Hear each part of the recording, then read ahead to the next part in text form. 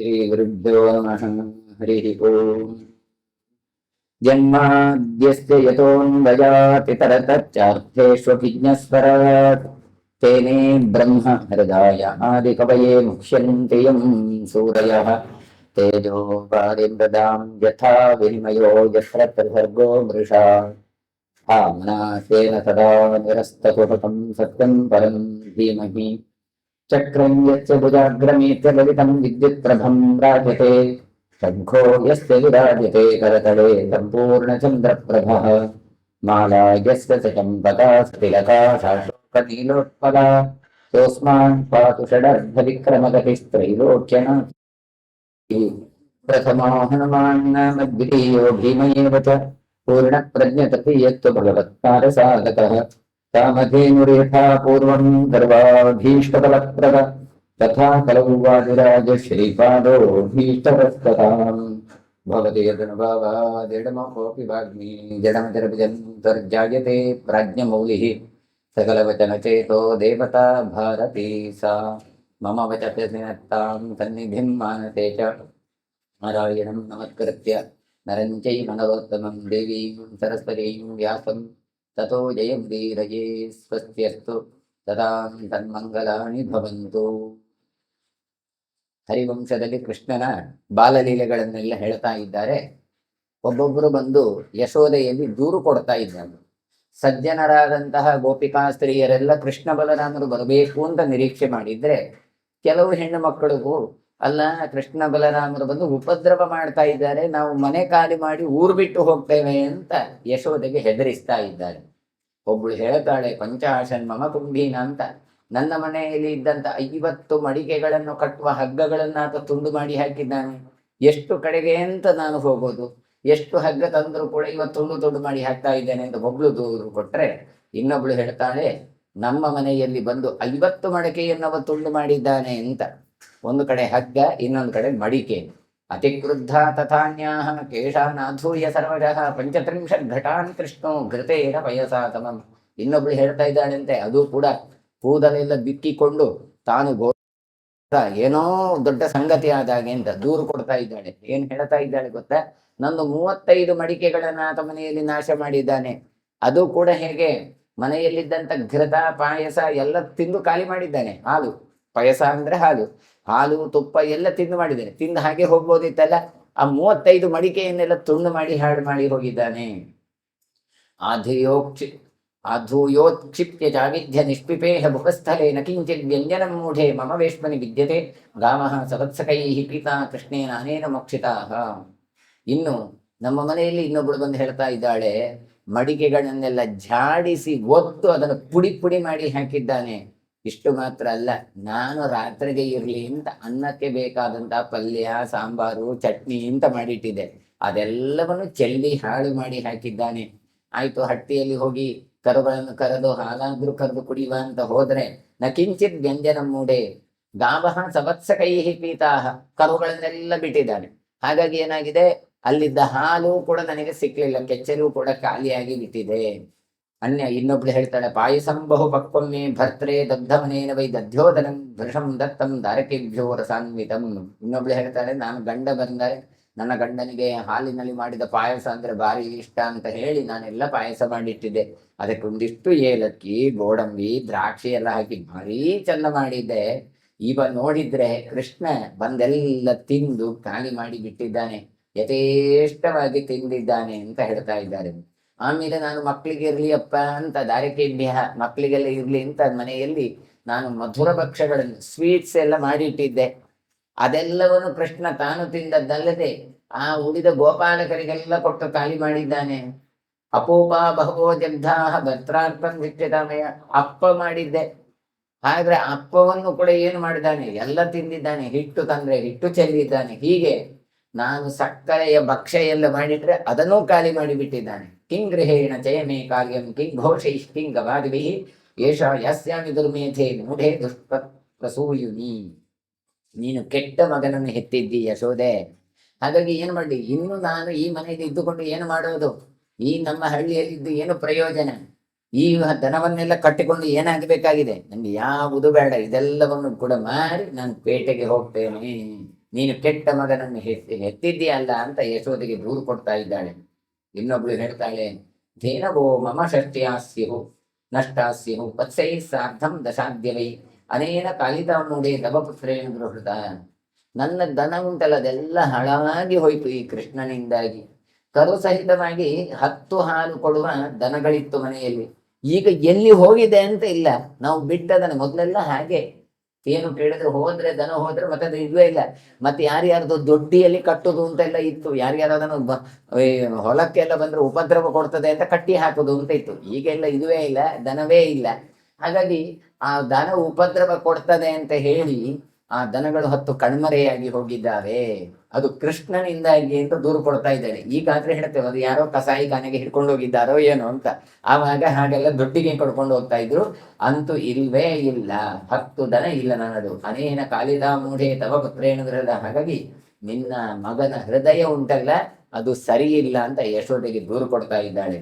ಭಕ್ಷಿತಂ ನವನೀತಂ ಮೇ ವಲ್ಮೀಕ ಪ್ರತಿಮಂ ನವಂ. ಇನ್ನ ನನ್ನ ಮನೆಯಲ್ಲಿ ಒಂದು ಹುತ್ತದಷ್ಟು ಎತ್ತರದಷ್ಟು ನಾನು ಬೆಣ್ಣೆ ಒಟ್ಟು ಮಾಡಿದ್ದೆ ಅಂತ ಹೇಳ್ತಾಳೆ. ನೋಡಿ, ವಲ್ಮೀಕ ಪ್ರತಿಮಮ್ಮನಂ ಹೇಳಿದ್ರೆ ಹಾಗೆ ಒಂದು ಹುತ್ತ ಸಾಮಾನ್ಯವಾಗಿ ಮನೆಯಲ್ಲಿ ಈ ಗೆದ್ಲೆಲ್ಲ ಹುತ್ತ ಕಟ್ಟತ್ತೆ ಮನೆ ಒಳಗೆ. ಅದು ಎಷ್ಟು ಎತ್ತರ ಎತ್ತರ ಎತ್ತರ ಕಟ್ತದೆ ಅಷ್ಟು ಎತ್ತರಕ್ಕೆ ಬೆಣ್ಣೆ ಮನೆಯಲ್ಲಿ ಕೂಡಿಟ್ಟಿದ್ದೆ ನಾನು, ಇರ್ಲಿ ಇರ್ಲಿ ಅಂತ ಹೇಳಿ. ಆದ್ರೆ ಇವ ಏನು ಮಾಡಿದ ಕೃಷ್ಣ, ಎಲ್ಲ ತಾನು ತಿಂದು ಖಾಲಿ ಮಾಡಿದ್ದಾನೆ, ಹಾಳು ಮಾಡಿ ಹಾಕಿದ್ದಾನೆ. ಭಾಗವತದಲ್ಲಿ ಕೊಡ್ತಾರೆ, ತಾನು ತಿಂದದ್ದು ಮಾತ್ರ ಅಲ್ಲ, ಅಲ್ಲಿದ್ದ ಬೆಕ್ಕು ಮಂಗಗಳಿಗೂ ತಿನ್ನಿಸಿದ್ದಾನಂತೆ. ಇದ್ದದೆಲ್ಲ ನೀವು ತಿಂದುಕೊಂಡು ಹೋಗಿ ಅಂತ.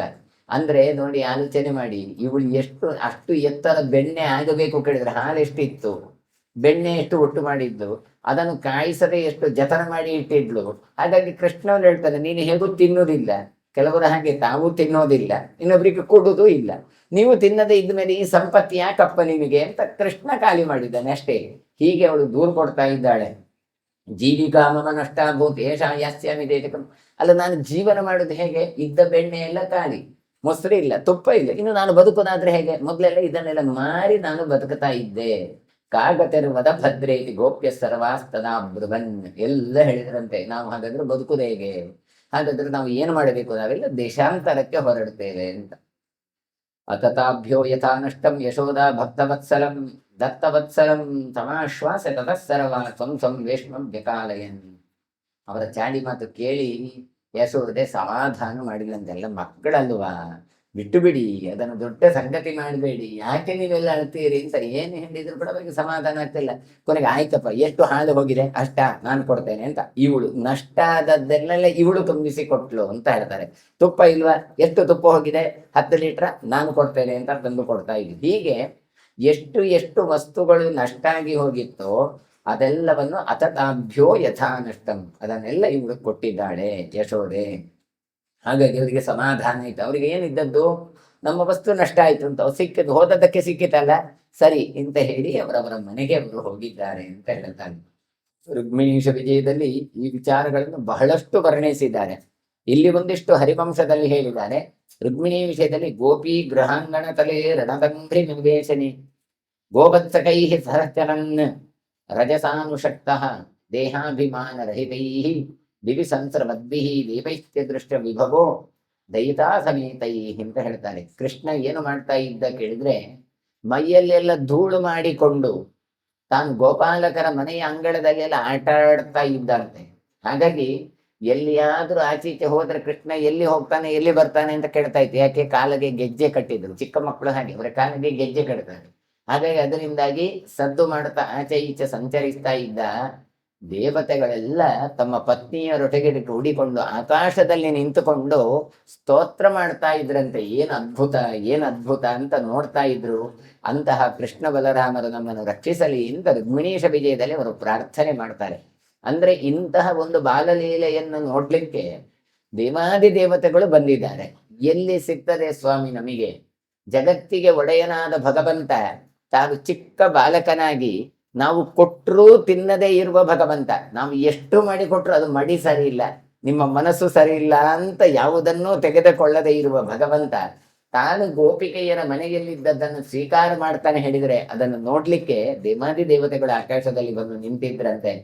ಶಾರ್ದೂಲೋ ರಮ್ಮನ ರಂಜಿತ ಕಂಠೇಶು ಸಾಸೂಯ ದಾನವನಿಯ ಕನೇಶೋತಾಶಃ ಹಾರಸ್ಫುರತ್ ಕಂಕಣ ನೂಪುರ ಶ್ರೀರ್ ಹಾಸತ್ತ ಪ್ರಕಾಶಾದಿ ಈಶ ಪಟಲಸ್ಸ ಬಾಲಹ ಅಂತ. ಅಂದ್ರೆ ಇವನ ಕೃಷ್ಣ ಹೇಗಿದ್ದಾಗ ಹೋಗ್ಬೇಕಾದ್ರೆ ಕೇಳಿದ್ರೆ ಕುತ್ತಿಗೆಯಲ್ಲಿ ಹುಲಿಯ ಉಗುರಿನ ಮಾಲೆಗಳಿತ್ತಂತೆ. ನೋಡಿ, ಯಾಕೆ ಕೇಳಿದ್ರೆ ಇವರು ಕಾಡಿನಲ್ಲಿ ಎಲ್ಲ ಇದ್ದವರು, ಹಾಗಾಗಿ ಗೋಪಾಲಕರು. ಈ ಹುಲಿಯ ಉಗುರನ್ನು ಕಟ್ಟಿದರೆ ದೃಷ್ಟಿದೋಷ ಹೋಗ್ತದೆ ಅಂತ ನಾವು ಹೇಳಿದ್ರೆ, ದೃಷ್ಟಿಗೋಸ್ಕರ ಅಂತ ಕೆಲವು ಕೈಗೆ ಕಟ್ಟುತ್ತಾರೆ, ಕುತ್ತಿಗೆಗೆ ಕಟ್ಟುತ್ತಾರೆ. ಅಂತಹ ಮಾಲೆ ಶಾರ್ದೂಲ ರಮ್ಯ ನಖ ರಂಜಿತ ಕಂಠದೇಶ ಅಂತ ಹೇಳ್ತಾರೆ. ಹಾಗಾಗಿ ದೃಷ್ಟಿದೋಷದ ಪರಿಹಾರಕ್ಕೋಸ್ಕರ ಕಟ್ಟಿದಂತಹ ಹುಲಿಯ ಉಗುರು ಉಂಟಲ್ಲ, ಅದನ್ನು ಕುತ್ತಿಗೆಗೆ ಹಾಕಿದ್ರು. ಬಹಳ ಚಂದ ಕಾಣ್ತಾ ಇದ್ದ ಕೃಷ್ಣ ಅಂತ ಹೇಳ್ತಾರೆ. ಹಾಗಾಗಿ ದೇವತೆಗಳೆಲ್ಲ ಖುಷಿ ಪಡ್ತಾ ಇದ್ರೆ ಕೆಲವರಿಗೆ ಹೊಟ್ಟೆ ಕಿಚ್ಚಾಗಿತ್ತು. ಯಾರಿಗೆ? ಅಸುರರಿಗೆ. ಹಾಗಾಗಿ ಇವ ಹೇಗೆ ಇದ್ದ ಕೇಳಿದ್ರೆ ಅಸುರರ ನಾಶಕ್ಕೆ ಬಂದ ಕಾಡ್ಗಿಚ್ಚಿನಾಗೆ ಇದ್ದ, ಬೆಂಕಿಯ ಹಾಗೆ ಇದ್ದ ಹುತಾಶಃ. ಅಂತಹ ಅವನು ಏನೆಲ್ಲ ಹಾಕಿದ್ದಾನೆ ಗೊತ್ತಾ? ಮುತ್ತಿನ ಸರ, ಪ್ರಕಾಶ ಬರುವಂತ ಬಂಕಿ, ಕೈಬಳೆ, ಕಾಲ್ಗೆಜ್ಜೆ ಇದೆಲ್ಲ ಧರಿಸಿದ್ದಂತೆ. ಇದಕ್ಕಿಂತ ಮಿಗಿಲಾಗಿ ಇನ್ನೂ ಚಂದ ಆಗಿರುವಂತದ್ದು ಯಾವುದು ಕೇಳಿದ್ರೆ ಹೇಳ್ತಾರೆ, ನಗುವಿನಿಂದ ಕೂಡಿದ ಮುಖ, ಹಾಸ ಪ್ರಕಾಶಿತಿಶಾ ಪಟಲಸ್ಸ ಬಾಲಹ ಅಂತ. ಇಷ್ಟೆಲ್ಲ ಇದ್ರೂ ಕೂಡ ಚಂದ ಕಾಣುವುದಿಲ್ಲ. ಚಂದ ಏನೋ ಮುಖಕ್ಕೆ ಒಂದು ನಗು, ಸ್ಮೈಲ್. ಆ ಚಂದವಾದ ಮಂದಹಾಸ ಕೃಷ್ಣನದ್ದುಂಟಲ್ಲ, ಇಷ್ಟು ಆಭರಣಗಳಿಗೂ ಕೂಡ ಅದು ಬೆಲೆ ಬರುವ ಹಾಗೆ ಆಯಿತು. ಹೀಗೆ ಚಂದದಲ್ಲಿ ನಗುವ ಕೃಷ್ಣ ನಮ್ಮನ್ನು ರಕ್ಷಿಸಲಿ ಅಂತ ಹೇಳ್ತಾ ಇದ್ದಾರೆ. ನವ್ಯಸ್ಖಲ ತದ್ವಚನ ನಂದಿತ ಸರ್ವಲೋಕ ಸುವ್ಯಕ್ತ ಕುಂತಲಗತಿ ಸುಭಗಾಗ್ರಗಣ್ಯ ದಿಗ್ದರ್ಶಿ ದರ್ಶಿತ ಕಟಿ ದಿನನಾಥ ದೀಪ್ಯರ ಹೃದಯ ಸದಾಸ್ತು ಸಶಿಹು ಹೃದಯಂಗಮೋಮಿ. ಆಮೇಲೆ ಹೇಳ್ತಾರೆ, ಆ ಕೃಷ್ಣ ಬಲರಾಮರು ಮಾತಾಡುವಾಗ ಅರ್ಧ ಮಾತಾಡ್ತಾ ಇದ್ರು. ತೊದಲು ನುಡಿ ಅಂತ ಹೇಳ್ತಾರೆ. ಚಿಕ್ಕ ಮಕ್ಕಳು ತೊದಲು ನುಡಿ ಹೇಳಿದ್ರೆ ಒಳ್ಳೇದು. ಅದು ದೊಡ್ಡದಾದ ನಂತರ ಹೇಳಿದ್ರೆ ಅದು ಎಂತದ ಮರ ಬರೋದಿಲ್ವೋ ಇನ್ನು ಏನು ಗೊತ್ತಿಲ್ವ ಇನ್ನು ಅಂತ ಆಗತ್ತೆ. ಆದ್ರೆ ಕೃಷ್ಣನ ತೊದಲು ನುಡಿ ಉಂಟಲ್ಲ, ಅದು ಎಲ್ರಿಗೂ ಖುಷಿ ಕೊಡ್ತಾ ಇತ್ತು. ಹಾಗಾಗಿ ಆ ಮುಖದ ಎದುರುಗಡೆ ಮುಂಗುರುಳು ಕೂದಲು ಅಷ್ಟೇ, ಅದು ಅವನ ಮುಖದ ಎದುರುಗಡೆ ಬರ್ತಾ ಇತ್ತು. ಹಾಗಾಗಿ ಶ್ರೇಷ್ಠ ಸೌಂದರ್ಯನಾದಂತಹ ಈ ಬಾಲಕ, ಅದು ಕೂಡ ಹೇಳ್ತಾರೆ ದಿಗ್ಧಸ್ತ್ರ ದರ್ಶಿತ ಕಟಿಹಿ, ಬಟ್ಟೆ ಗಿಟ್ಟೆಲ್ಲ ಹಾಕಿಕೊಳ್ಳುವ ವಯಸ್ಸಲ್ಲ, 3-4 ವರ್ಷದ ಮಗು. ಹಾಗಾಗಿ ಬಟ್ಟೆ ಎಲ್ಲ ಉಡದೆ ದಿಗಂಬರನಾಗಿ ಇದ್ದ. ಹಾಗಾಗಿ ಸೂರ್ಯನಂತೆ ಪ್ರಕಾಶಿಸುವ ಕೃಷ್ಣ ಅವನಮ್ಮನ್ನು ರಕ್ಷಿಸಲಿ. ಇಷ್ಟು ಚಂದ ಕೃಷ್ಣ ಇದ್ದ ಅಂತ ವಾದಿರಾಜರು ವರ್ಣಿಸ್ತಾರೆ. ಇನ್ನು ಹೇಳ್ತಾರೆ, ನಾರೀಣಾಂ ಅಪಿ ಮೋಕ್ಷತಃ ಕಿಮಿತಿನೋ ದದ್ಯಾದ್ ವಿಶುದ್ಧಾತ್ಮನಾಂ ಅಸ್ಮಾಕಂ ಚಿತಿ ಯೋಗಿ ಪೂಗ ಮನಸಾಂ ಕೋಪಂ ವಿಧುನ್ವನ್ನಿವ ಗೋಪಸ್ತ್ರೀ ನಿಕರಸ್ಯ ದುಗ್ಧ ಜಲಧಿಂ ಸಂದಾತು ಕಾಮೋ ಹರಿಸ್ತದ್ಗೇಹ ಸ್ಥಿತ ದುಗ್ಧ ಮಂಡಲ ಮಥೋ ಮುಷ್ಣಂ ಚಚಾರ ಬ್ರಜೆ ಅಂತ. ಸ್ತ್ರೀಯರಿಗೆ ಮೋಕ್ಷವನ್ನು ಕೊಡುವವ ಕೃಷ್ಣ ಅಂತ ಹೇಳಿ ಒಂದು ಗೋಪಿಕಾ ಸ್ತ್ರೀಯರೆಲ್ಲ ತಾವು ಸ್ತೋತ್ರ ಮಾಡ್ತಾ ಇದ್ದಾರೆ. ಆದ್ರೆ ಯಾಕೆ ನಾವು ಇಷ್ಟೆಲ್ಲ ಉಪವಾಸ ಇದ್ದುಕೊಂಡು, ವ್ರತ ಇದ್ದುಕೊಂಡು, ಅನುಷ್ಠಾನ ಇದ್ದುಕೊಂಡು ಕರಿತಾ ಇದ್ದೇವೆ ಕೃಷ್ಣ, ಆದ್ರೂ ನಮಗೆ ಮಾತ್ರ ಮೋಕ್ಷ ಕೊಡ್ತಾ ಇಲ್ಲ ಅಲ್ಲ? ಆ ಗೋಪಿಕಾ ಸ್ತ್ರೀಯರು ಕರ್ದ ಕೂಡಲೇ ಅವರಿಗೆ ಹೋಗಿ ನೀನು ಹಾಲು ಬೆಣ್ಣೆ ಮೊಸರೆಲ್ಲ ತಿಂತಾ ಇದ್ದಿ, ನಮಗೆ ಮೋಕ್ಷ ಕೊಡ್ತಾ ಇಲ್ಲ ಅಂತ ಯೋಗಿಗಳ ಮನಸ್ಸಿನಲ್ಲಿ ತಾವು ಕೇಳ್ತಾ ಇದ್ದಾರಂತೆ. ಹಾಗಾಗಿ ಅವರ ಕೋಪವನ್ನು ತೆಗಿಲಿಕ್ಕೋ ಏನೋ ಗೋಪಿಕಾ ಸ್ತ್ರೀಯರ ಮನೆಗೆ ಹೋಗಿ ಅಲ್ಲಿರುವ ಕತ್ತ ಯಾವ ಹಾಲು ಉಂಟಲ್ಲ, ನಾವು ತಿದ್ದದ್ದು ಹಾಲು ಅಂತ ಮಾತ್ರ ಎಣಿಸಿದೆವು, ಬೆಣ್ಣೆ ತುಪ್ಪ ಅಂತ. ಅದರ ಬದಲು ಏನು ಮಾಡ್ತಾನೆ ಗೊತ್ತಾ ಇವ? ತನ್ನ ಮನೆಯಾದ ಕ್ಷೀರಸಾಗರವನ್ನೇ ಕೊಡ್ತಾನಂತೆ. ಹಾಗಾದ್ರೆ ಅಂತಹ ಕೃಷ್ಣನಿಗೆ ನಮ್ಮ ಮನೆಯ 1 ಲೀಟ್ರು 2 ಲೀಟ್ರು ಹಾಲು ಹೋದ್ರೆ ಏನು ಸ್ವಾಮಿ? ಕ್ಷೀರಸಾಗರದ ಅಧಿಪತಿ. ಇನ್ನೊಂದು ಆಲೋಚನೆ ಮಾಡಿ, ಕೃಷ್ಣ ತೆಕೊಂಡದ್ದು ಅವನ ಮನೆಯಲ್ಲಿ ಗತಿ ಇಲ್ಲ ಅಂತಲ್ಲ, ಕ್ಷೀರಸಾಗರದ ಒಡೆಯ ಈತ. ಇಡೀ ಸಮುದ್ರವೇ ಅವನತ್ರ ಹಾಲಿನ ಸಮುದ್ರ. ಯಾಕಪ್ಪ ಇಲ್ಲಿ ಹಾಲು ತೆಕೊಂಡ ಕೇಳಿದ್ರೆ, ನಿಮಗೆ ಅನುಗ್ರಹ ಮಾಡುವುದಕ್ಕೋಸ್ಕರ ತೆಕೊಂಡೇ ಹೊರತು ಅವನಿಗೆ ಹಾಲು ಬೆಣ್ಣೆ ಮೊಸರು ಇಲ್ಲ ಅಂತಲ್ಲ. ಹಾಗಾಗಿ ಅವ ಏನು ಮಾಡಿದ? ತನ್ನ ಮನೆಯಲ್ಲಿರುವ ಹಾಲು ಬೆಣ್ಣೆ ಮೊಸರನ್ನು ತೆಗೆದದ್ದು, ನಿಮಗೆ ಕ್ಷೀರಸಾಗರದಲ್ಲಿರುವ ನನ್ನ ವೈಕುಂಠ, ನನ್ನ ಕ್ಷೀರಸಾಗರಕ್ಕೆ ನಿಮ್ಮನ್ನು ಕರ್ಕೊಂಡು ಹೋಗ್ತೇನೆ, ನಿಮಗೆ ಮೋಕ್ಷವನ್ನು ಕೊಡ್ತೇನೆ ಎನ್ನುವ ಒಂದು ದೃಷ್ಟಿಯಿಂದ ತಾನು ತಗೊಂಡಿದ್ದಾನೆ. ಹರೌ ಪಯೋ ಮುಷ್ಣದಿ ಕಾಪಿ ತುಷ್ಟ ದಧಾರ ಮರ್ಕಾಯ ದದಂತ್ಯಮರ್ಷಂ ತಥಾಹಿ ತಚ್ಛೇಷಮನನ್ಯ ಯೋಗ್ಯಂ ಹರಂತ ಮುದ್ವಿರೀಕ್ಷ್ಯ ಕಥನ್ನು ಮನ್ಯೋ. ಕೃಷ್ಣ ಒಬ್ಬ ಸ್ತ್ರೀ ಅಂದ್ರೆ ಗೊಲ್ಲತಿಯ ಮನೆಯಲ್ಲಿ ತಾನು ಹಾಲನ್ನು ಕದ್ದು ಕುಡಿದ. ಅದನ್ನು ನೋಡಿ ಅವಳು ಏನು ಹೇಳ್ತಾಳೆ ಗೊತ್ತಾ? ನೀವು ಕಂಪ್ಲೇಂಟ್ ಮಾಡ್ತೀರಿ, ಆದ್ರೆ ಕೆಲವರು ಎಲ್ಲರೂ ಅಲ್ಲ, ಕೆಲವರು ದೂರು ಕೊಟ್ಟದ್ದು. ಆದ್ರೆ ಆ ಗೋಪಿ ಹೇಳ್ತಾಳಂತೆ, ನನ್ನ ಹಾಲು ಇವತ್ತು ಸಾರ್ಥಕ ಆಯಿತು. ಯಾರ ಹೊಟ್ಟೆಯನ್ನು ಸೇರಬೇಕಿತ್ತೋ ಅವರ ಹೊಟ್ಟೆಗೆ ಹೋಗಿ ಸೇರಿತು ಅಂತ ಸಂತೋಷ ಪಟ್ಟಿದ್ದಾಳಂತೆ. ಆದ್ರೆ ಉಳಿದ ಹಾಲನ್ನು ಬೆಕ್ಕಿಗೆ ಕೊಡುದು ನೋಡಿದ್ದನು. ಆಗ ಅವಳಿಗೆ ಸಿಟ್ಟು ಬಂದ. ಅಲ್ಲ, ಈ ಮಗುವಿಗೆ ಅಂತ ಕೊಟ್ಟರೆ ಹೋಗಿ ಹೋಗಿ ಬೆಕ್ಕಿಗೆ ತಿನ್ನಿಸ್ತಾರೆ, ಬೆಕ್ಕಿಗೆ ಏನು ಗ್ರಾಚಾರ, ಅದಕ್ಕೆ ಯಾಕೆ ತಿನ್ನಿಸ್ಬೇಕು ಅಂತ ಸಿಟ್ಟುಕೊಂಡಿದ್ದಾಳಂತೆ. ಸಿಟ್ಟಿನಿಂದಲೇ ಅವಳು ಏನು ಮಾಡಿದ್ದಾಳೆ, ಬೇರೆಯವರ ಹತ್ರ ಎಲ್ಲ ಹೋಗಿ ದೂರು ಕೊಟ್ಟಿದ್ದಾಳೆ. ಹಾಗಾಗಿ ಅದು ಸರಿಯೇ. ಯಾಕೆ ಕೇಳಿದ್ರೆ, ನೀವು ಹೇಳ್ತಿರಲ್ಲ, ಕೃಷ್ಣನ ಪ್ರಸಾದ ತೆಗೆದುಕೊಳ್ಳಿಕ್ಕೆ ಬ್ರಹ್ಮಾದಿ ದೇವತೆಗಳೇ ಕಾಯ್ತಾ ಇದ್ದಾರೆ. ನಾವೆಲ್ಲ ಕೃಷ್ಣ ಪ್ರಸಾದ ಬೇಕು ಅಂತಲ್ವ ಗಂಟೆಗಟ್ಲೆ ಕಾದು ಅಥವಾ ಒದ್ದಾಡಿಕೊಂಡು, ಅದೆಲ್ಲ ನಿಮಗೆ ನೋಡ್ಬೇಕಾದ್ರೆ ಶನಿವಾರ ಬರ್ಬೇಕು ನೀವು. ಆ ಊಟಕ್ಕೆ ಭೋಜನ ಶಾಲೆಗೆ ಬರಬೇಕಾದ್ರೆ ಒದ್ದಾಟ ಏನು, ಗಲಾಟೆ ಏನು, ನನಗೆ ನನಗೆ ಅಂತ. ಆ ಕೃಷ್ಣ ಪ್ರಸಾದಕ್ಕಷ್ಟೆಲ್ಲ ದೇವಾದಿ ದೇವತೆಗಳೇ ಇರುವಾಗ ಏನೂ ಯೋಗ್ಯತೆ ಇಲ್ಲದೆ ಕಳ್ಳ ಬೆಕ್ಕಿಗೆ ತಿನ್ನಿಸ್ತಾ ಇದ್ದಾರೆ ಹೇಳಿದ್ರೆ ಸಿಟ್ಟು ಬರದೆ ಇರ್ತದ ಅಂತ ಹೇಳ್ತಾರೆ ನೋಡಿ. ತಥಾಹಿ ತಚ್ಚೇಷಂ ಅನನ್ಯ ಯೋಗ್ಯಂ. ಯಾರಿಗಾದ್ರೂ ಯೋಗ್ಯತೆ ಇದ್ದವರಿಗೆ ಕೊಟ್ರೆ ಬೇಜಾರ ಇಲ್ಲ. ನಾವು ಏನೂ ಯೋಗ್ಯತೆ ಇಲ್ಲದ ಬೆಕ್ಕಿಗೆ ತಿನ್ನಿಸ್ತಾ ಇದ್ದಾರಲ್ಲ, ಹೇಗಾಗ್ಬೋದು ಅವಳಿಗೆ? ಅದಕ್ಕೆ ಸಿಟ್ಟು ಬಂದಿದೆ ಅವಳಿಗೆ. ಅದನ್ನು ವಾದಿರಾಜರು ವರ್ಣಿಸಿ ಹೇಳಿದ್ರೆ, ಪ್ರಗೃಹ್ಯ ಘಂಟಾಂ ಅಪರೇಣ ಪಾತ್ರಂ ಕರೇಣ ಚಾನ್ಯೇನ ಪಯಸ್ಪಿಬಂತಂ ನಿಶಾಮ್ಯ ಮಿತ್ರಾಣಿ ಚ ತರ್ಪಯಂತಂ ಸವಿಸ್ಮಿತ ಕಾಪಿ ಬಭೂವ ತೂಷ್ಣೀಂ. ಇನ್ನೊಂದು ಮನೆಯಲ್ಲಿ ಕೃಷ್ಣ ಏನು ಮಾಡ್ತಾನೆ ಕೇಳಿದ್ರೆ, ಕದ್ದು ಹಾಲು ಕುಡಿತಾ ಇದ್ದಾನೆ. ಅಲ್ಲಿ ಗೋಪಿಗೆ ಒಬ್ಬಳು ಬಂದು ನೋಡ್ತಾ ಇದ್ದಾಳೆ, ಓ ಕೃಷ್ಣ ಏನು ಮಾಡ್ತಾ ಇದ್ದಾನೆ, ಅವ ಹಾಲನ್ನು ಕುದೀತಾ ಇದ್ದಾನೆ ಅಂತ. ಅದಕ್ಕೆ ಅವಳು ಏನು ಮಾಡಿದ್ಲು, ಅದನ್ನು ಬಳ್ಳದಲ್ಲಿ ಶಿಕ್ಯದಲ್ಲಿ ಇಟ್ಟು ಮೇಲೆ ನೇತಾಡಿ ಇಟ್ಟಿದ್ಲು.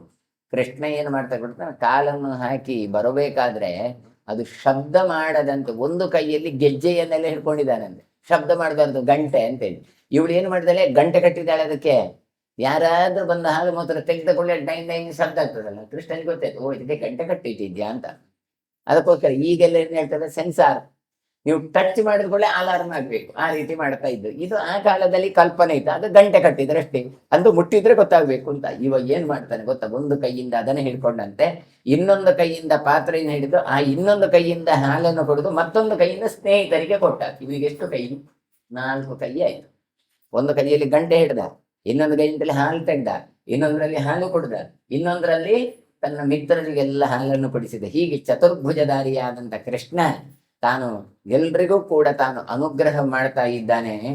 ಇದನ್ನು ನೋಡಿದ ಗೋಪಿಕಾ ಸ್ತ್ರೀ ಆಶ್ಚರ್ಯಚಕಿತಳಾದಂತೆ, ಕೃಷ್ಣನಿಗೆ 4 ಕೈ ಉಂಟ, ತಮದ್ಭುತಂ ಬಾಲಕಂ ಅಂಬುಜೇಕ್ಷಣಂ ಚತುರ್ಭುಜಂ ಶಂಖ ಗದಾದ್ಯುದಾಯ.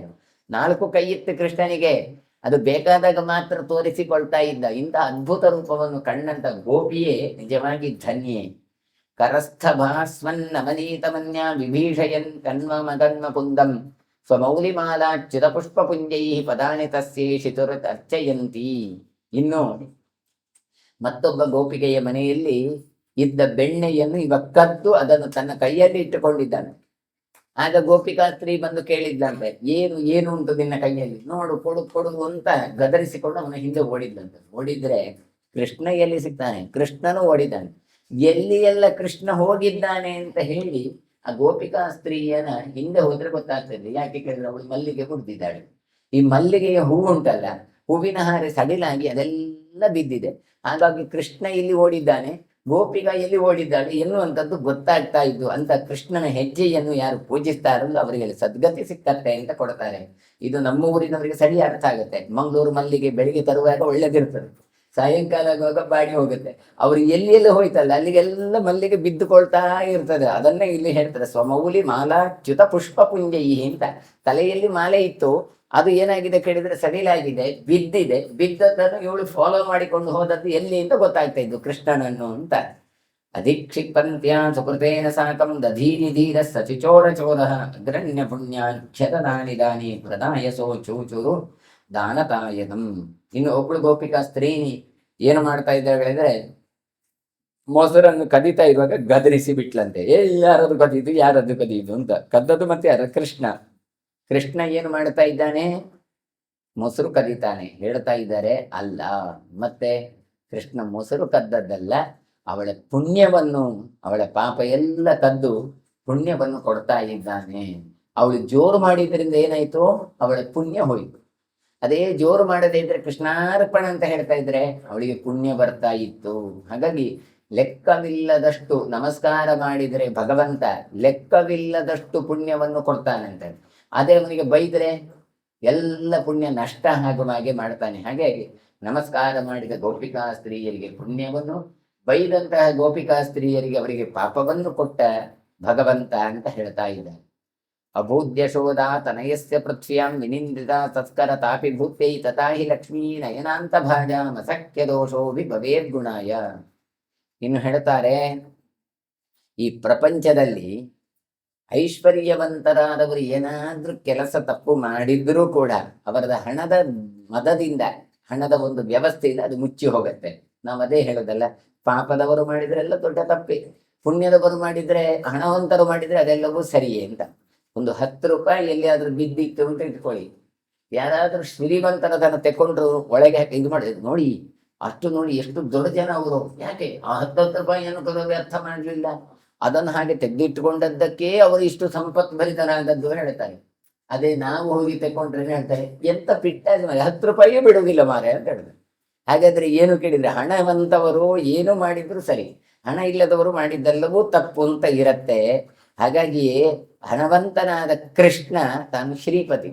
ಹಾಗಾಗಿ ಅವ ಹಾಲು ಬೆಣ್ಣೆ ಮೊಸರು ಏನು ಕದ್ರು ಕೂಡ ಅವನ ಉತ್ಕರ್ಷಕ್ಕೆ ಕಾರಣ ಆಗತ್ತೆ, ಅವನಿಗದು ಒಳ್ಳೇದೇ ಆಗತ್ತೆ. ಹಾಗಾಗಿ ಕಳ್ಳ ಅಂತ ನೀವು ಚಿಂತನೆ ಮಾಡಿದ್ರೆ ಭಕ್ತರಿಗೆ ಚೌರ್ಯದಿಂದ ಬಂದ ಕಳ್ಳತನದಿಂದ ಪಾಪ ಉಂಟಲ್ಲ ಅದೆಲ್ಲವನ್ನು ನಾಶ ಮಾಡ್ತಾನೆ. ಮಸಕ್ಯ ದೋಷೋ ವಿಭವೇದ್ ಗುಣಾಯ.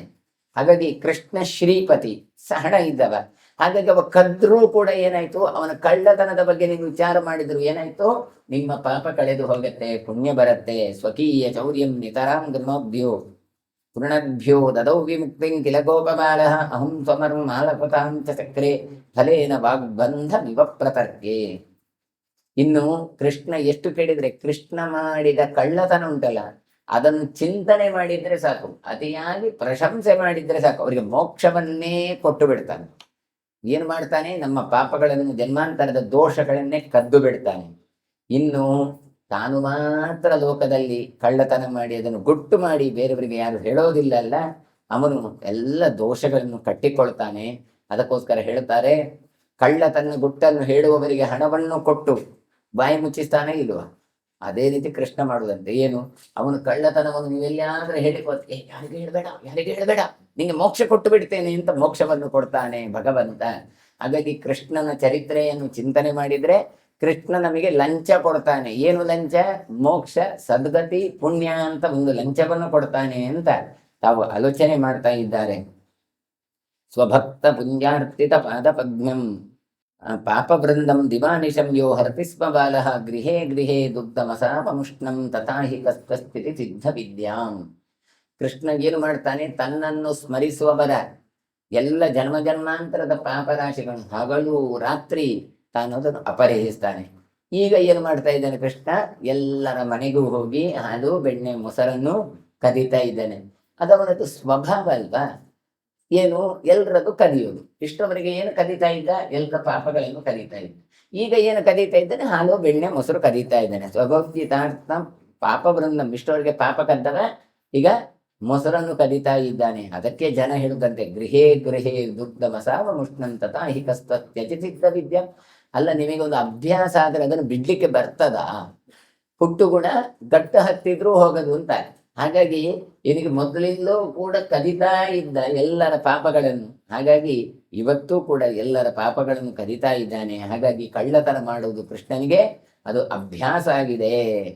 ಹಸ್ತಂಕಿಂ ನವನೀತ ಭಾಜನ ಮುಖೇ ನ್ಯಸ್ತಾಸ್ತ್ವಯ ಶ್ರೀಪದೇ ದೃಪ್ತ ಪ್ರಸ್ತರ ಸಂಹಿತಾತಿ ಕಠಿಣಾನಂತಸ್ತರಾಯ ಗೃಹೇ ಯುಕ್ತಾನ ಸ್ಥಿತಿರಸ್ಯ ಕೋಮಲಹೃತಸ್ತತ್ಪನ್ನಿ ಚಿತ್ತೇ ಮಮ ಪ್ರೀತ್ಯ ಸ್ಥಾಪಯಿತು ಮೃಗಾಚಿ ಮೃದು ನೀತ್ಯುಕ್ತ್ವಾ ಹಸನ್ ಪಾತ್ವಸೌ.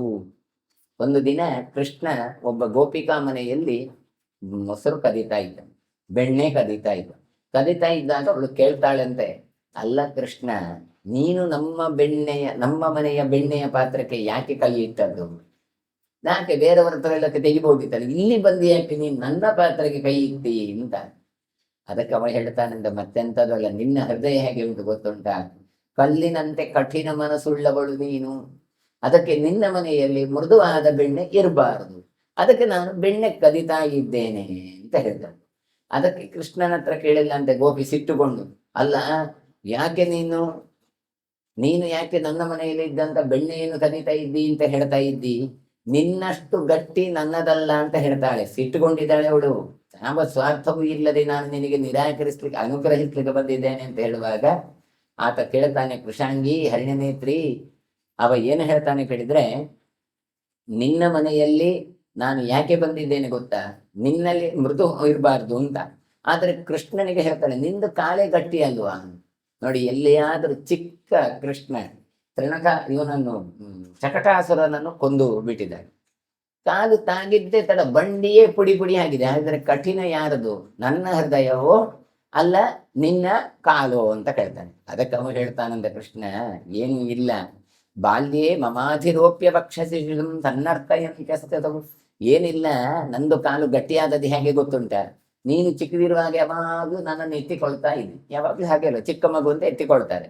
ಎತ್ತಿಕೊಳ್ಳುವಾಗ ನನ್ನ ಕಾಲು ನಿನ್ನ ಹೃದಯಕ್ಕೆ ತಾಗುತ್ತಾ ಇತ್ತು. ನಿನ್ನ ಹೃದಯದ ಕಾಠಿಣ್ಯ ಏನುಂಟ, ಗಟ್ಟಿತನ, ಅದು ನನ್ನ ಕಾಲಿಗೆ ಬಂತು. ಹಾಗಾಗಿ ನನ್ನ ಕಾಲಷ್ಟು ಗಟ್ಟಿಯಾದದ್ದು. ಈ ಗಟ್ಟಿತನದಿಂದ ಬಂಡಿಗೆ ತಾಗಿದಾಗ ಎತ್ತಿಗೆ ತಾಗಿ ಎತ್ತು ಹೊಡೆದು ಹೊಡಿ ಆಯಿತು ಅಂತ ಹೇಳ್ತಾನೆ. ಅದರಿಂದ ಅದು ಎಲ್ಲಿಂದ ಬಂದದ್ದು, ನಿನ್ನ ಹೃದಯದಿಂದಲೇ ಬಂದದ್ದು ಅಂತ ಕೃಷ್ಣ ಹೇಳ್ತಾನೆ. ಭದ್ರಾಮ್ಯದ್ಯ ಭವಂತಮಂಗಕಿತವಂ ಸಾಧ್ಯಂ ಕಿಂ ಪ್ರಿಯೇ ದುಗ್ಧಾನಾಂ ಪರಿರಕ್ಷಣಂ ಕಪಟಸನ್ನಧ್ಯೆ ವಿಬದ್ಧೆ ತ್ವಯಿ ಮುಗ್ಧೆ ತ್ವಂ ವಿರಸಾಂತಮುಜ್ಯಸಿ ಪರಸ್ನಿಗ್ಧನ್ನ ತನ್ಮಾಂ ತ್ಯಜೇತ್ ಪದ್ಯಾಕ್ಷಿತ್ಯ ಬಲಾಂ ದೀರ್ಘ್ಯವಶಯನ್ ಬುದ್ಧಿಂ ತದ್ಯಾನ್ ಮಮ. ಇನ್ನೊಬ್ಳು ಗೋಪಿ ಹೇಳ್ತಾ ಇದ್ದಾಳಂತೆ, ಕೃಷ್ಣ ನಿನ್ನನ್ನು ನಾನು ಸುಮ್ಮನೆ ಬಿಡೋದೇ, ಇಷ್ಟು ಉಪದ್ರ ಮಾಡ್ತಾ ಇದ್ದಿಲ್ಲ, ನಾನು ಕಟ್ಟಿ ಹಾಕ್ತೇನೆ ಅಂತ ಹೇಳಿದನು. ಆಗ ಕೃಷ್ಣಗಳೇ, ಅಲ್ಲ ನನ್ನನ್ನು ಕಟ್ಟಿ ಹಾಕಿದ್ರೆ ನಿಮ್ಗೆ ಏನು ಲಾಭ ಅಂತ ಬೇಕಲ್ಲ, ನಿಮ್ಗೇನು ಪ್ರಯೋಜನ ಬೇಕು ಅಂತ ಹೇಳಿದಂತೆ. ಹಾಗೆ ಹೇಳಿದಂತೆ, ಏನಿಲ್ಲ, ನಿನ್ನನ್ನು ಕಪಟಿ, ನಿನ್ನನ್ನು ಕಟ್ಟಿ ಹಾಕಿದ್ರೆ ನನ್ನಲ್ಲಿದ್ದಂತಹ ಹಾಲು ಬೆಣ್ಣೆ ಮೊಸರು ಅದು ಸುರಕ್ಷಿತ ಅಲ್ವಾ, ಯಾರು ತಿನ್ಲಿಕ್ಕೆ ಬರೋದಿಲ್ಲಲ್ಲ ಅಂತ. ಆಗ ಅವನು ಹೇಳಿದಂತೆ, ನೀನು ನೋಡುವುದಕ್ಕೆ ಮಾತ್ರ ಚಂದ ಇದ್ದಿ, ನಿನಗೆ ಬುದ್ಧಿ ಇಲ್ಲ. ನೀನು ಯಾವ ಕೋಪದಿಂದ ನನ್ನ ಕಟ್ಟಿ ಹಾಕಿದ್ರೂ ಕೂಡ ಬಹಳ ಪ್ರೀತಿಯಿಂದ ಇರುವಂತ ನಾನು ಬೆಣ್ಣೆ ಹಾಲನ್ನು ಎಂದೂ ಬಿಡೋದಿಲ್ಲ.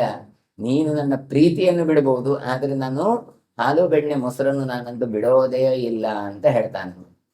ತತ್ಕ್ಷಣನ್ನೋ ಪುರಶೋಭಿಪಾದ ಸ್ನೇಹ ಅಂತ, ಸ್ನೇಹ ಅಂದ್ರೆ ಪಸೆ ಅಂತ ಅರ್ಥ. ಹಾಗಾಗಿ ನೀನು ಅದನ್ನು ಕಟ್ಟಿ ಹಾಕ್ಬೋದು, ನಿನ್ನಲ್ಲಿರುವಂತಹ ಯಾವ ಹಾಲು ಬೆಣ್ಣೆ ಮೊಸರು ಇರುವ ಪಸೆ ಉಂಟಲ್ಲ, ಅದಂತೂ ಖಾಲಿ ಆಗೇ ಆಗತ್ತೆ ಎನ್ನುವ ಅರ್ಥದಲ್ಲಿ ತಾನು ಹೇಳ್ತಾ ಇದ್ದಾಳೆ. ಮುಂದೆ ಹೀಗೆ ಅನೇಕ ಗೋಪಿಕಾ ಸ್ತ್ರೀಯರು ತಾಯಿಯರು ಕೃಷ್ಣನ ಹತ್ರ ಎಲ್ಲ ಕಳ್ಳತನದ ಎಲ್ಲ ಹೇಳ್ತಾ ಇದ್ದಾರೆ.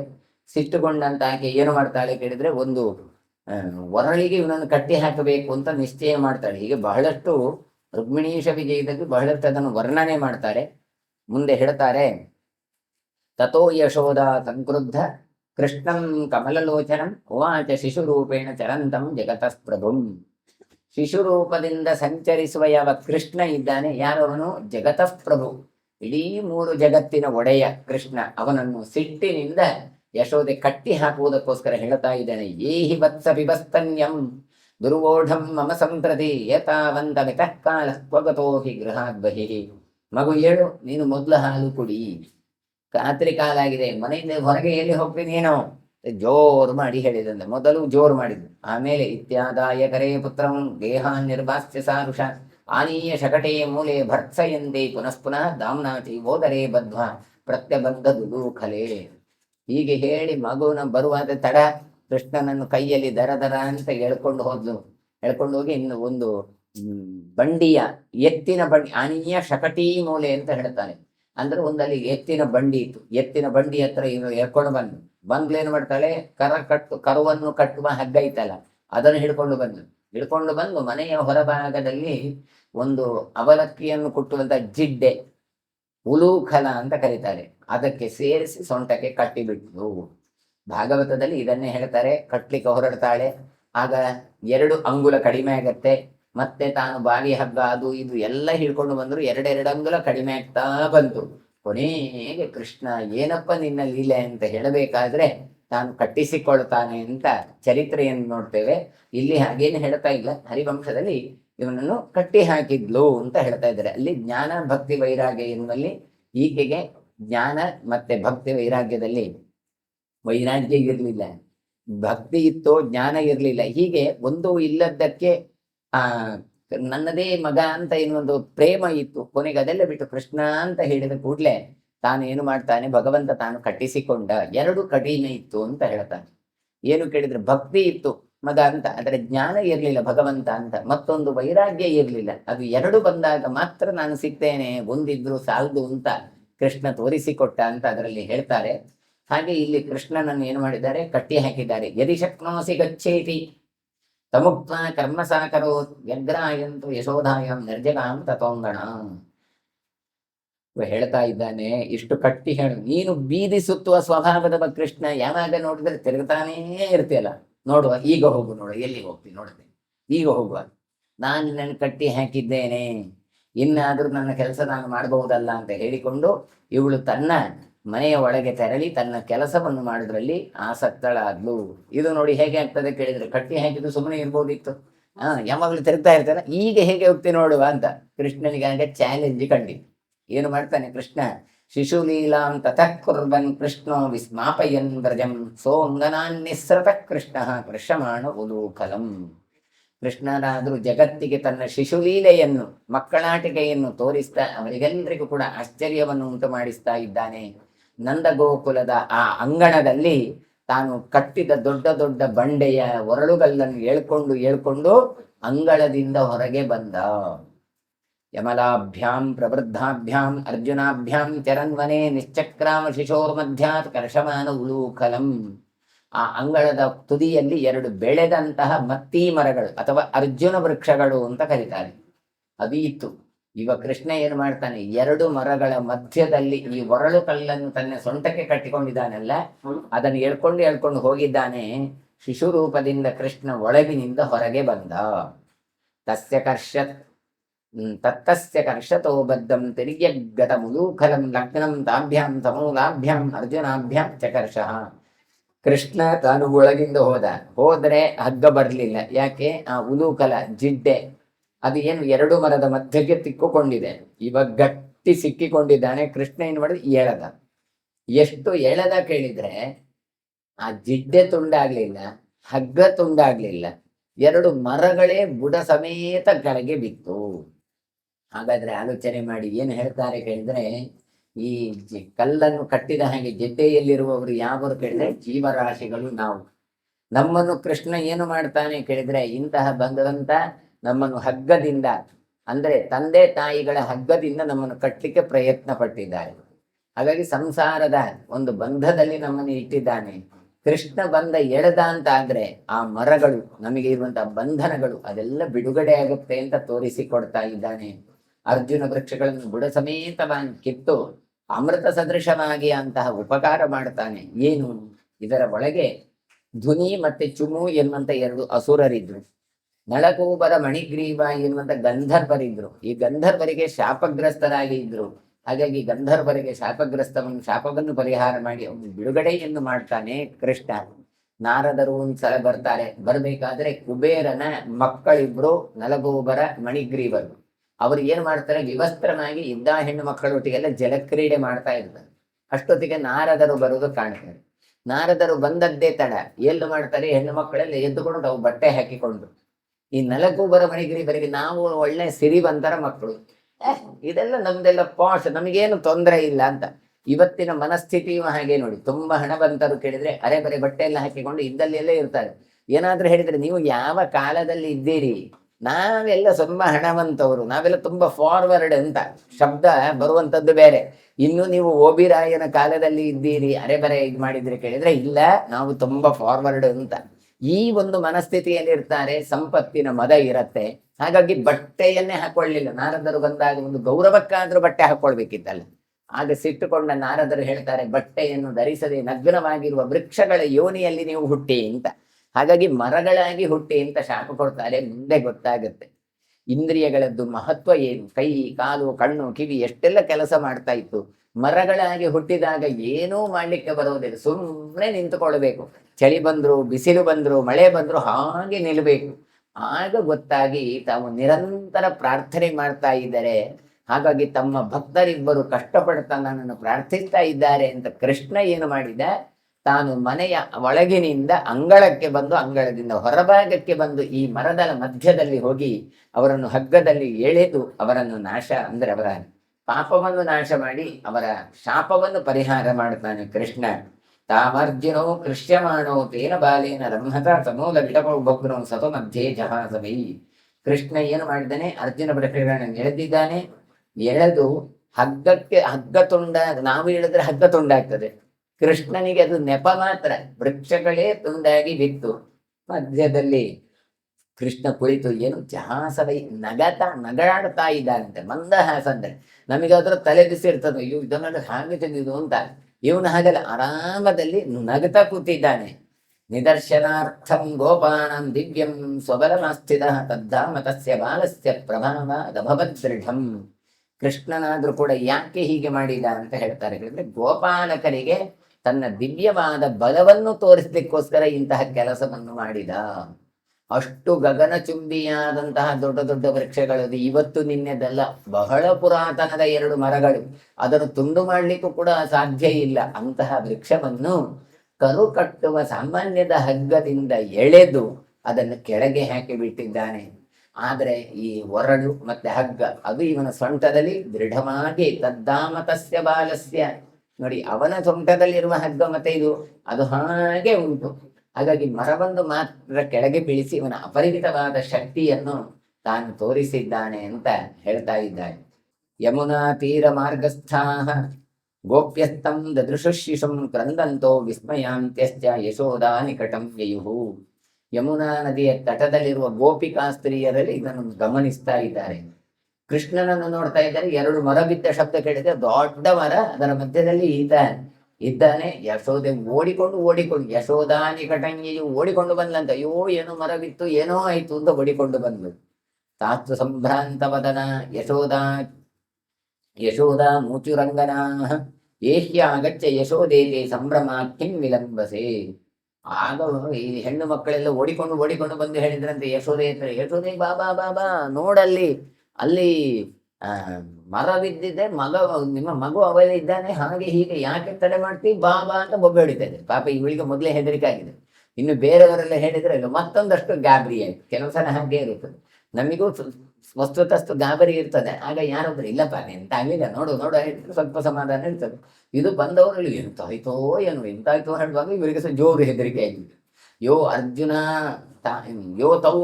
ವೃಕ್ಷವು ತೌ ವ್ರಜಸ್ಯಾಯತನೋಪಮೋ ಪುತ್ರಸ್ಯೋಪರಿತಾವೇತೋ ಪತಿತೌ ತೌ ಮಹೀರುಹೌ. ಆ ಹಳ್ಳಿಯಲ್ಲಿ ಆ ಕಾಲದಲ್ಲಿ ಹಳೇ ಮರ, ದೊಡ್ಡ ಮರ ಅಂತ ಆ 2 ಅರ್ಜುನ ವೃಕ್ಷಗಳಿತ್ತಂತೆ. ಬೇಕಾದಷ್ಟು ನೆರಳನ್ನು ಕೊಟ್ಟು ಹಕ್ಕಿಗಳಿಗೆ ಆಶ್ರಯವಾದ ಮರ, ಅದು ನಿನ್ನ ಮಗನ ಮೇಲೆ ಬಿದ್ದಿದೆ ಅಂತ ಹೇಳ್ತಾ ಇದ್ದಾರೆ. ದೃಢೇನ ದಾಮ್ನಾ ತತ್ರೈವ ಬದ್ಧೋ ವತ್ಸೈವೋದರೆ ಯಹ ಸಮಧ್ಯೆ ವೃಕ್ಷಾಭ್ಯಂ ತವ ಪುತ್ರಸ್ಸ ಬಾಲಕಃ. ಆದ್ರೆ ನೀನು ನಿನ್ನ ಮಗನಿಗೆ ಕಟ್ಟಿದೆಯಲ್ಲ ಹಗ್ಗ, ಆ ಹಗ್ಗ ಸೊಂಟಕ್ಕೆ ಹಾಗೆ ಉಂಟು. ಮತ್ತೆ ಕರು ಕಟ್ಟುವ ಅವನ ಹಗ್ಗ ಅವನ ಉದರದಲ್ಲಿ ಉಂಟು. ಆದರೆ ನಿನ್ನ ಮಗ ಮಾತ್ರ 2 ಮರದ ಮಧ್ಯದಲ್ಲಿ ಇದ್ದಾನೆ, ಮಂದಹಾಸ ಬೀರ್ತಾ ಇದ್ದಾನೆ ಅಂತ ಹೇಳ್ತಾ ಇದ್ದಾನೆ. ಉತ್ತಿಷ್ಠ ಗಚ್ಚ ದುರ್ಮೇಧೆ ಮೂಢೆ ಪಂಡಿತಮಾನಿನಿ ಪುತ್ರಮಾನೀಯ ಜೀವತ್ವಂ ಮುಕ್ತಂ ಮೃತ್ಯು ಮುಖಾದಿವ ಹೇಳ್ತಾ ಇದ್ದಾರೆ. ಯಶೋದಿಗೆ ಬೈತಾ ಇದ್ದಾಳೆ, ನೀನು ಮೂರ್ಖಳು, ನಿನ್ನ ಬುದ್ಧಿ ಇಲ್ಲ, ಪಂಡಿತೆ ಅಂತ ನೀನು ಭಾವಿಸಿದ್ದಿ. ಆದ್ರೆ ನಿನ್ನ ಮಗನಿಗೆ ಅನ್ಯಾಯ ಆಗ್ತಾ ಉಂಟು. ಮರದ ಮಧ್ಯದಲ್ಲಿ ಆತ ಬಿದ್ದಿದ್ದಾನೆ, ಆದ್ದರಿಂದ ಹೋಗಿ ನೀನು ಅವನನ್ನು ಉಳಿಸಿಕೋ ಅಂತ ಹೇಳಿ ಯಶೋದೆಗೆ ಈ ಗೋಪಿಕಾ ಸ್ತ್ರೀಯರೆಲ್ಲ ಬಂದು ದೂರು ಹೇಳ್ತಾ ಇದ್ದಾರೆ. ಸಾ ಭೀತಾ ಸಹಸೋತ್ಥಾಯ ಹಾ ಕುರ್ವಂ ಪ್ರಕುರ್ವತೆ ತಂ ದೇಶ ಮಗಮಧ್ಯತ್ರ ಪತಿತೌ ತೌ ಮಹಾದ್ರುಮೌ. ಈ ಯಶೋದೆ ಎದುರು ಹೆದರಿ ಬಿಟ್ಟಿದ್ದಾಳೆ, ಹಾಹಾಕಾರ ಮಾಡ್ತಾ ಇದ್ದಿದ್ದಾಳೆ.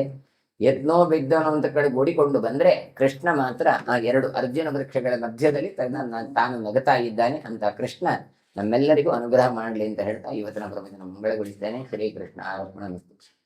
ಶ್ರೀಕೃಷ್ಣಾಯ ನಮಃ. ಓಂ ಶ್ರೀಕೃಷ್ಣಃ ಕಮಲನಾಥೋ ವಾಸುದೇವಃ ಸನಾತನಃ ವಸುದೇವಾತ್ಮಜಃ ಪುಣ್ಯೋ ಲೀಲಾಮಾನುಷ ವಿಗ್ರಹಃ ಶ್ರೀವತ್ಸಕೌಸ್ತುಭಧರೋ ಯಶೋದಾ ವತ್ಸಲೋ ಹರಿಃ ಚತುರ್ಭುಜಾತ್ತಚಕ್ರಾಜ ಗದಾ ಶಂಖಾದ್ಯುಧಾಯುಧಃ ದೇವಕೀ ನಂದನ ಶ್ರೀಶೋ ನಂದಗೋಪಪ್ರಿಯಾತ್ಮಜಃ ಯಮುನಾ ವೇಗಸಂಹಾರೇ ಬಲಭದ್ರಪ್ರಿಯಾಂಜಃ ಪೂತನಾ ಜೀವಿತಾಹಾರೇ ಶಕಟಾಸುರಭಂಜನಃ ನಂದವ್ರಜನನಂದಿ ಸಚ್ಚಿದಾನಂದ ವಿಗ್ರಹಃ ನವನೀತ ವಿಲಿಪ್ತಾಂಗೋ ನವನೀತ ನಟೋ ನಗಃ ನವನೀತ ನವಾಹಾರೋ ಮುಚುಕುಂದ ಪ್ರಸಾದಕೃತ ಷೋಡಶಸ್ತ್ರೀ ಸಹಸ್ರೇಶ ತ್ರಿಭಂಗಿ ಮಧುರಾಕೃತಿಃ ಸುಖಮಾಕಮೃದಾಬ್ದಿಂದುರ್ಗೋವಿಂದೋ ಯೋಗಿನಾಂ ಪತಿಃ ವತ್ಸಪಾದಹರೋ ನಂತೋ ಧೇನುಕಾಸುರಭಂಜನಃ ತೃಣೀಕೃತ ಶರಣಾಗರ್ತೋ ಯಮಳಾರ್ಜುನಭಂಜನಃ उत्तालतालभेत्ता च तमालश्यामलाकृतिः गोपगोपीश्वरो योगी कोटिसूर्यसमप्रभः इळापतिपरञ्ज्योतिर्यादवेन्द्रो यदोद्वहः वनमाली पीतवासः पारिजातः